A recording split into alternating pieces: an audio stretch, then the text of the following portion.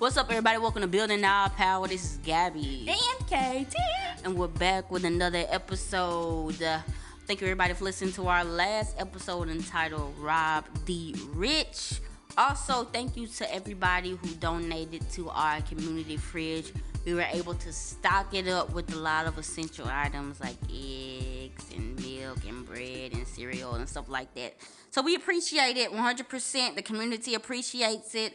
If you would like to help donate to our local community fridge, our little mutual aid project, you can hit us up in our PayPal, and also in a link in our description, we have our merch website. 100% of those proceeds go to the community fridge and printing out propaganda for the peoples. So today we are going to be talking about mutual aid again. However, instead of just an educational tip, we will be talking about some of the criticisms apparently that mutual aid has that I was not aware of until recently. Which this was sparked by a conversation on Twitter. I'm gonna let KT explain it to y'all.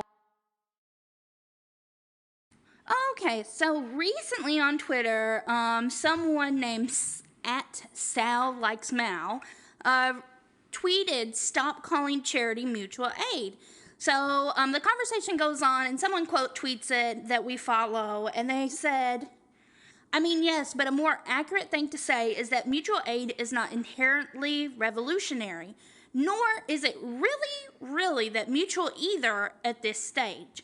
So, of course, to me, I was like, okay, well, let me go ahead and reply back to this person. This is a BAROKMECA on Twitter.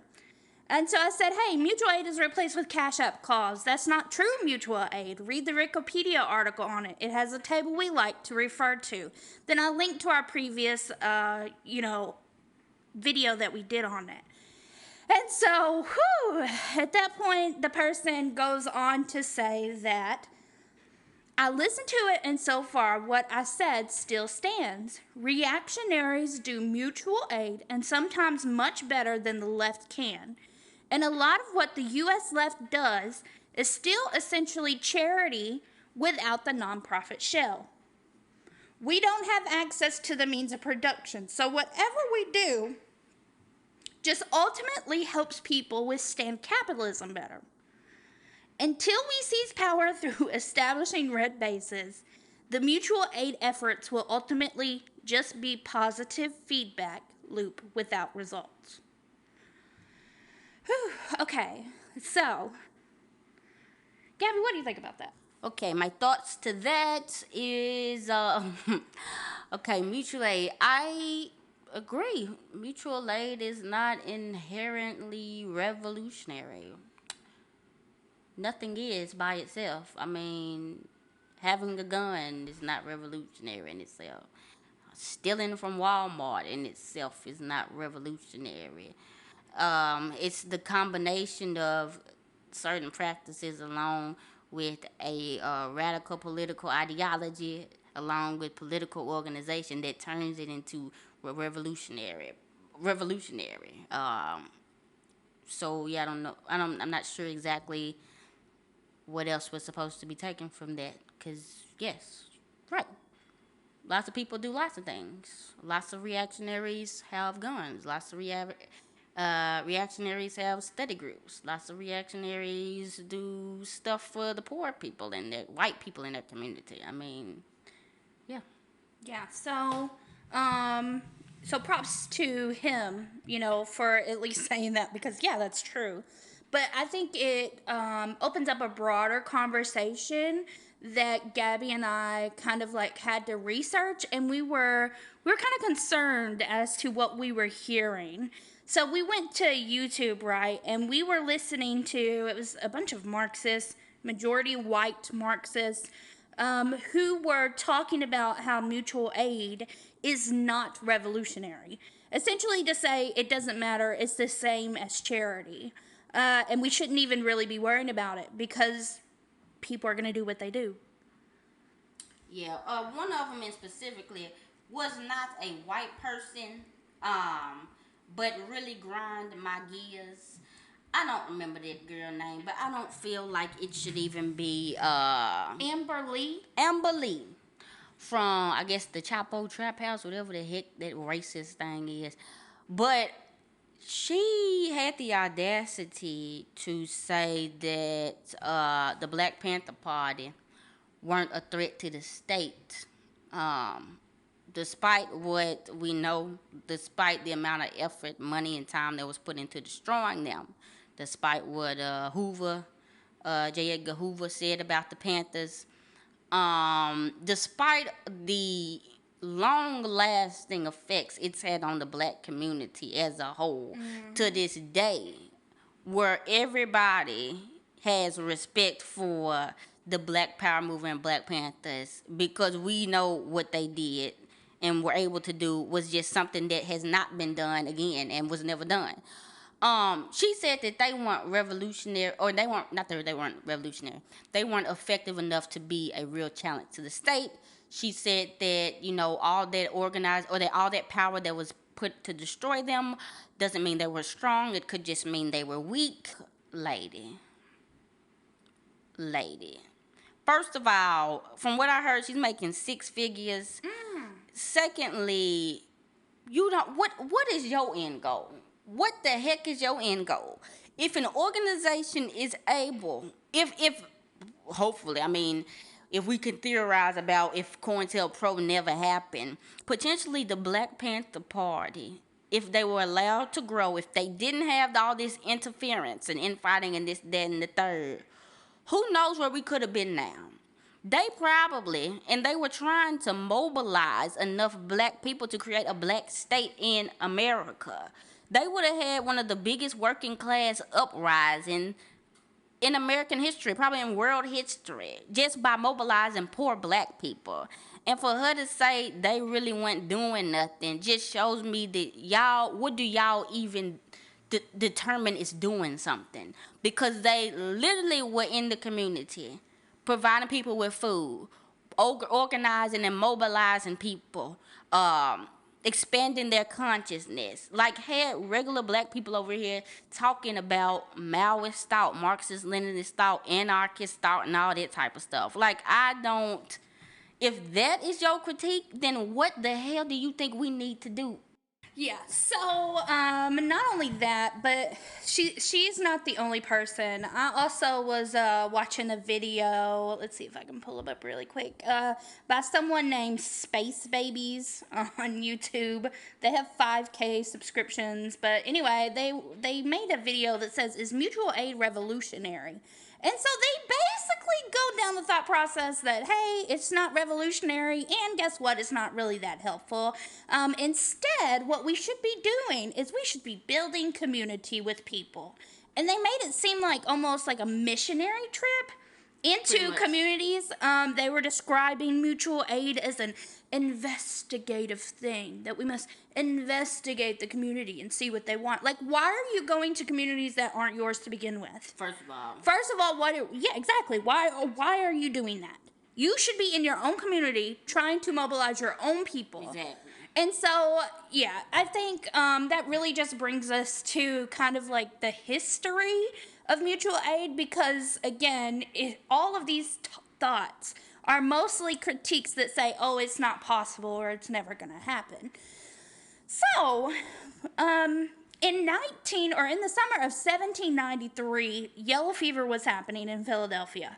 The city begged black residents for help, believing incorrectly that they were immune to disease.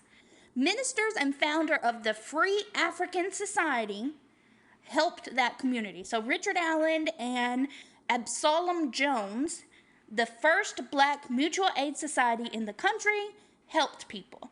So I'm saying all this to say mutual aid started with black people. Yeah, and so what they were able to do was they provide relief to orphans, help the sick, and stuff like that. And eventually it became a place where, or it started out as a place where they were just helping freed Africans, help them get themselves on their feet and be able to be okay in America.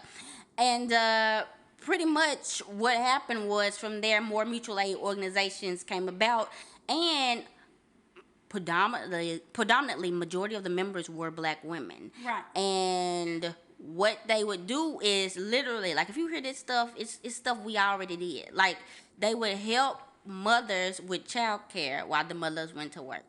They would help each other with rent. They would help with scholarships. Elder care, even. Elder care. Help with funeral costs. Everybody put their money together for that.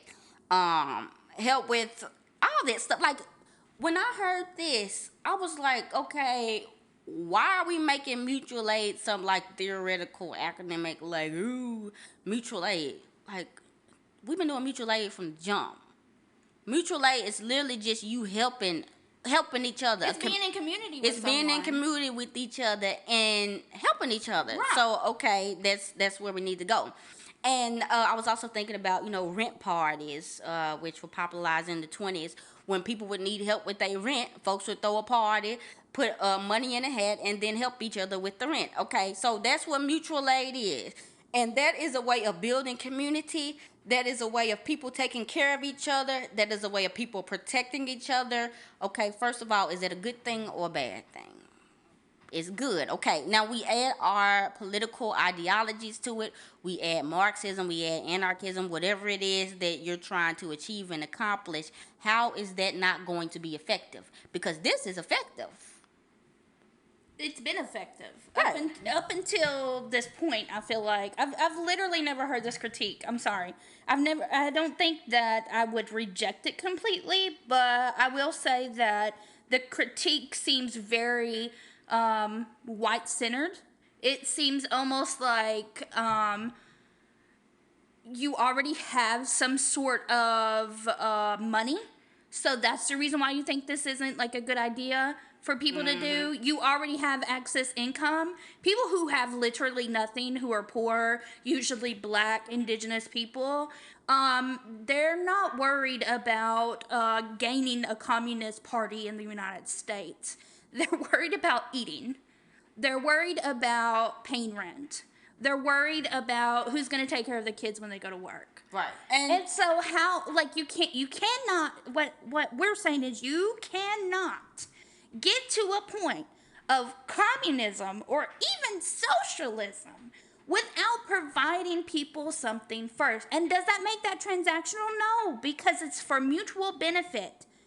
It's for mutual benefit. Not even that. Why does it matter? It doesn't. Why does it even matter? That's how it's being framed. Why does it matter? Because here's the thing about it, too. We've already talked about this. You ain't providing folks with nothing. Let's go to a reactionary institution, the evangelical churches, especially in black communities in the South. These black churches know us just going around witnessing to people is not going to be effective. The Jehovah Witnesses are not that effective. Us throwing block parties, us doing community engagement events, us doing mentorship programs with students and stuff in schools, us giving away Christmas toys, us giving away Thanksgiving dinners to people makes people more likely to listen to what you're talking about. I mean, especially in capitalism. If we're looking at it from the point of we're in capitalism, we shouldn't be doing it, it should be the complete opposite. We're in capitalism, we should be doing it more. Right, but and I'm saying, like, because in my opinion, like, from what I'm seeing on Facebook and just from regular folks, people understand that capitalism at least is not ideal. Right. And the deck of cards is stacked against you. If you black, you more than likely understand this even more. But what incentive does a person have to just join my political organization if I'm not promising them anything or providing them with anything? Like, I'm going to say, y'all, hey, come to one of our group meetings or whatever. Them folks ain't coming. Them people got stuff to do. They have bills to pay. They got kids to take care of. They just get off work. They want to enjoy their Saturday. There's no...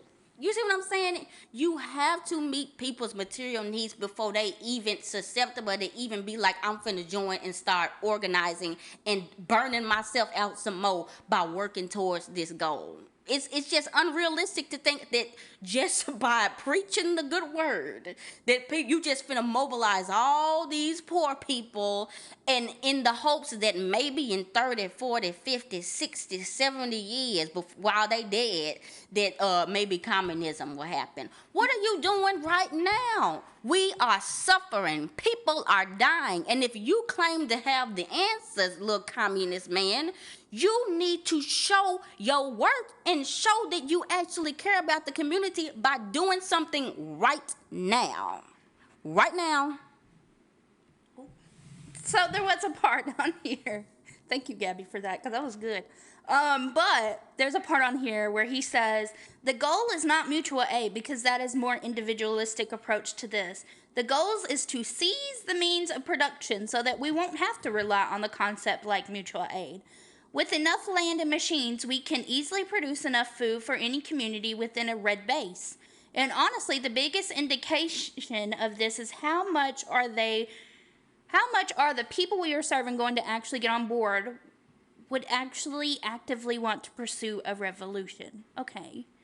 If you are providing them with stuff, that like it's almost like he contradicted himself. I was confused because it's like I had to clarify and say, are you saying that we should just let charities do whatever they want to do, and then we just start talking to people more often?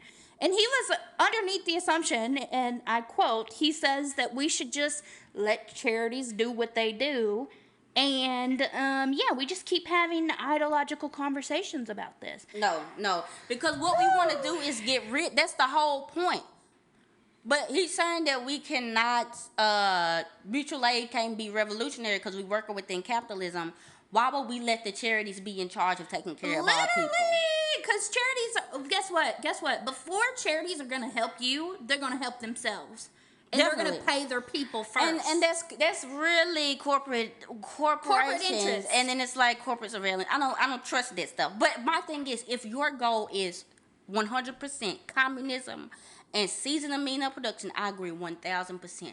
But we have to be in charge and take care of our own people first. Why would we say, I'm not finna do nothing for you? Y'all just go to the charities. But the corporations are bad, even though they're funding the charities that are helping you. And There was something else that was kind of contradictory, where he says, after we should do that, we need to be tenant organizing and prison abolition work. But abolition work is literally anarchism, where there's literally no hierarchical, which means that you shouldn't even be wanting to be a part of the state anyway, and you shouldn't even want to be a part of like a communist party within the state. Like, there was just so much there. Oh, maybe it's just weird because it's pretty much like what I took from this was that he was saying we don't need to provide and help people in our community because there are charities that already do that. So all you need to do is tell people that communism is good.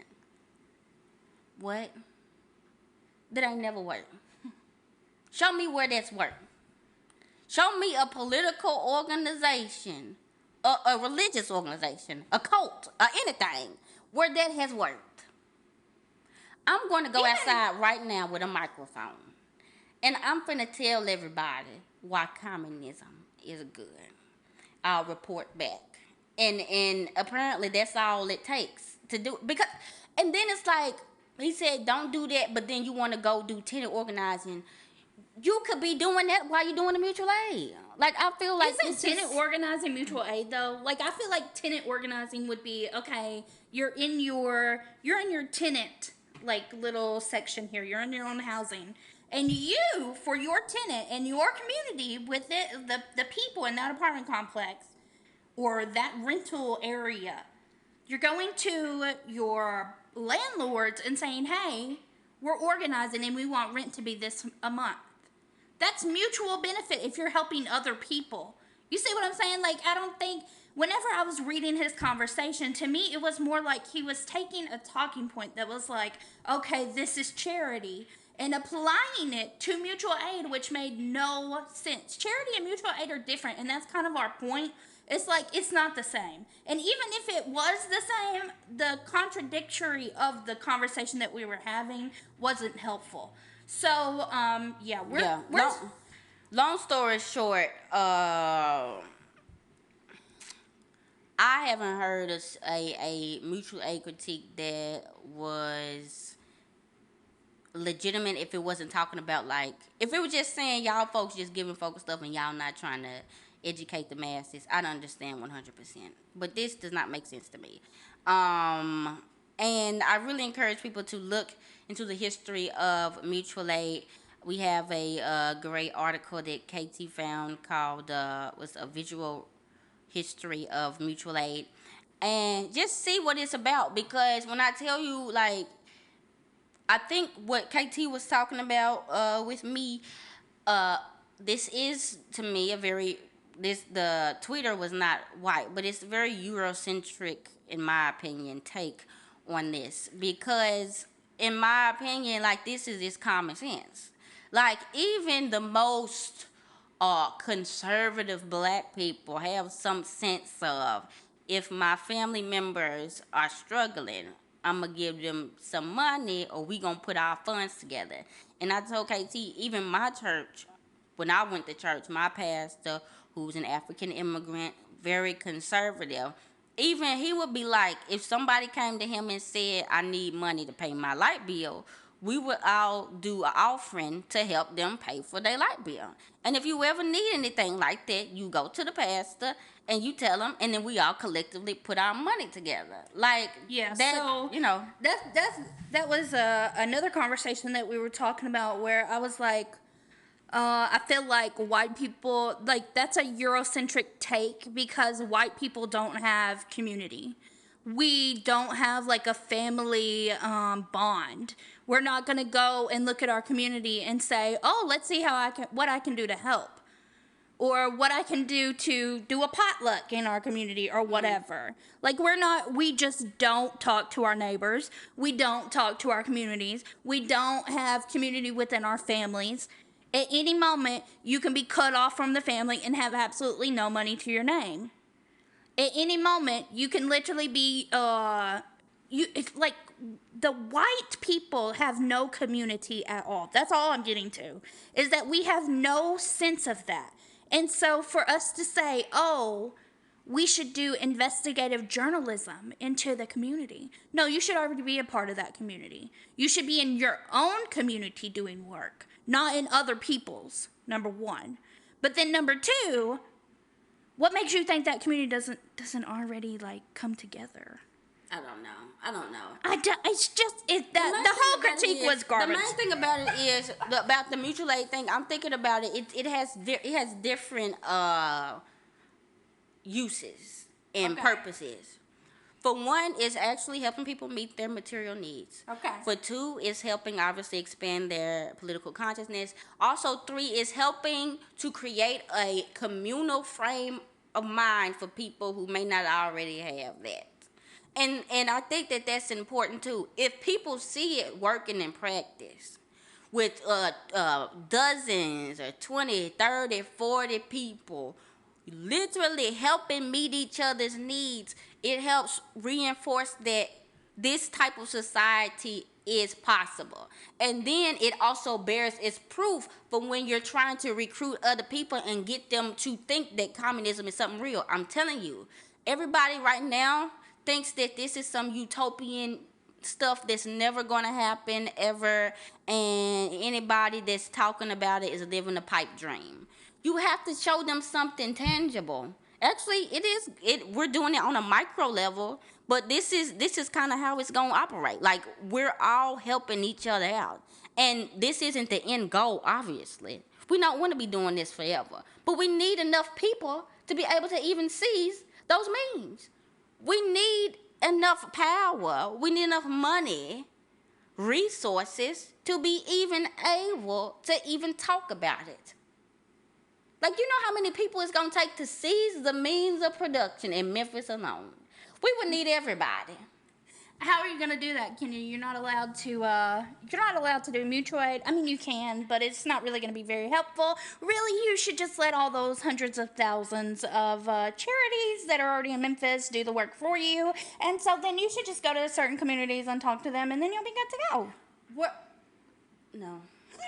I think this really reinforced for me even more how necessary mutual aid is. How necessary mutual aid is, and how some people already have the means and need to be redistributing their wealth. It's the folks that don't want to redistribute that's saying that. I think that's all it is. That's what it and is. They got the money, but they don't want to give it away. Yep. They're like that El Chapo girl. Yep. What the world you talking about? Mutual aid ain't revolutionary, girl. With that money, But what can you be doing? Also, I've noticed is that people who say that are also comparing community gardens. They're including community gardens in that. But like we said, community gardens are not good. We said that on a previous episode. Community gardens are not mutual aid. And so for us to even, like, obviously, yeah, they're not good. Like, yeah. Yeah, but I mean, that's what we're saying. Nothing alone is revolutionary. No, That's of course not. But that's not even nothing revolutionary to say. Literally. Honestly. Nobody's saying just do one thing. Anybody that's grounded in the education knows that this is not the end all be all. We don't want to have to be. We haven't even We started don't want to yet. have to be sharing the same $20. We want a society where we can just be. We're gonna get there. I think we will get there, but I don't know if we'll get there in our lifetime. But what I do think is that we with us having this conversation about mutual aid, we have to stop having conversations about it. If you're gonna help, fucking help. If you're not gonna help, get out the way. And I don't need no critique. justification. I don't need no justification of why you being stingy anyway. I don't need a critique either. If Like, you stingy, get just out. be stingy. Get out. Bye. See you later. You definitely don't have to help. But just remember that when you are over there hungry and I still feed you, I guess you didn't need us. Well, that was our episode, guys. Let us know what you think about the critiques of mutual aid. Do you think that they're warranted? Do you think that we wrong? Do you think that mutual aid is needed? Like, just let us know. Hit us up at Building RPWR on our social media accounts. Hit KT up at KT Does Art or _ Does Art. Hit me up at Gabby's Music. Remember, if you like to donate to our local community fridge, the link will be in the description. And make sure you like and subscribe. Hit the notification bell if you're on YouTube. Bam. This has been Gabby And KT. and we're out.